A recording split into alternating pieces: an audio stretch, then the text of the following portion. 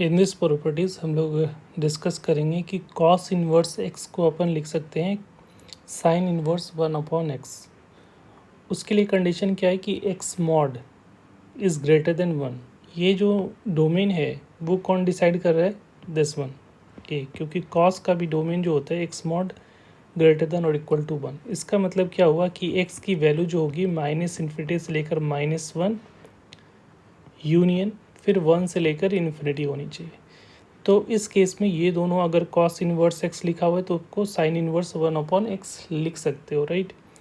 उसी तरीके से जो सेकेंड है इसका साइन इन्वर्स अगर एक्स लिखा हुआ है तो उसको कॉस इन्वर्स 1/x में भी इसका डोमेन जो डिसाइड करेगा ये, क्योंकि एक्स के मॉड की value less than equal to 1 होनी चाहिए। बट इसमें कंडीशन है कि ये इसकी वैल्यू जो है, ये मॉड है इसका मतलब एक्स की वैल्यू -1 से लेकर 1 के बीच में होना चाहिए, बट 0 नहीं होनी चाहिए।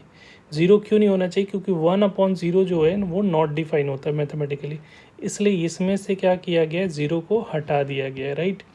बट इस केस में 0 को हटाया नहीं गया, क्योंकि इस केस में देख रहे हो कि इसमें 0 आ ही नहीं रहा है, एक्स के इंटरवल में 0 नहीं तो कभी भी डिनोमिनेटर में 0 होता है तो मैथमेटिकली नॉट डिफाइन होता है। तो देखो यहाँ एक्स का डोमेन देख रहे हैं तो -∞ से लेकर -1 यूनियन 1 से इन्फिनिटी आ रहा है, मतलब 0 आ ही नहीं रहा है, तो इसमें अलग से हटाने की ज़रूरत नहीं है। तो इसलिए ये दोनों जो फंक्शन है ये दोनों एग्जैक्टली आइडेंटिकल है, बट ये दोनों आइडेंटिकल नहीं है, ठीक है। क्योंकि ये जो है साइन इनवर्स एक्स जो है वो 0 पे डिफाइन है, इसका डोमेन अलग है और इसका डोमेन जो है वो अलग है, ठीक है। इसलिए ये दोनों आइडेंटिकल नहीं कहलाएंगे। अब इसका प्रूफ देखोगे तो इसका प्रूफ कैसे कर सकते हो आप?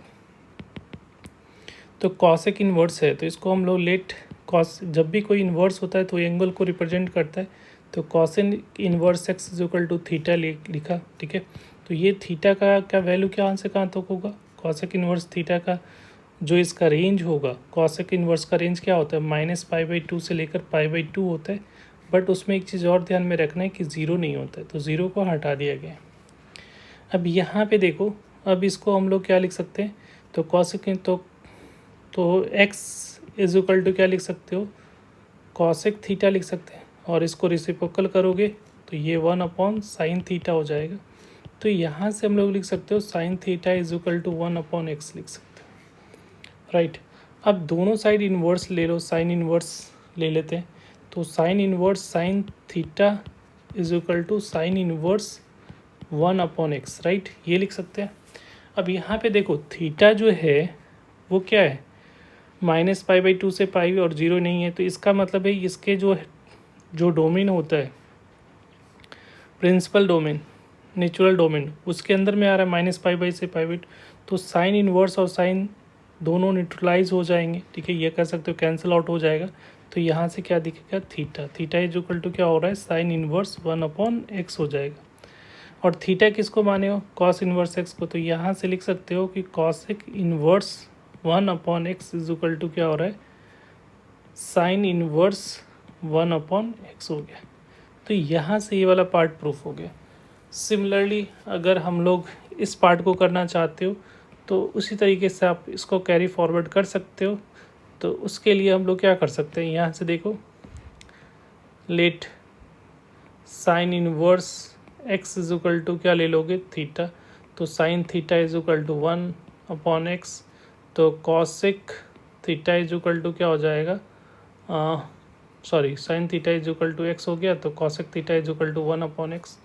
तो यहाँ से दोनों साइड कॉसेक इन्वर्स लोगे, ठीक है, और थीटा का जो इंटरवल है वो तो आपको डिफाइन कर चुका है कि 0 के लिए नहीं होगा।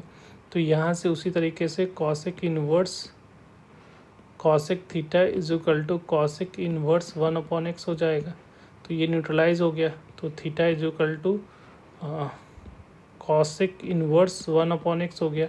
और थीटा क्या है? थीटा जो है साइन इन्वर्स एक्स है, तो sine inverse x is equal to cosec inverse 1/x, right. तो ये इस तरह से दोनों प्रूफ हो गया। बट ये ध्यान रखना है कि ये इसके लिए ये दोनों आइडेंटिकल नहीं होते, ये आइडेंटिकल होते, और दोनों का जो डोमेन होगा, ठीक है, वो ये जो स्टार्टिंग वाला एक्स होगा वो डिफाइन करेगा। Thank you.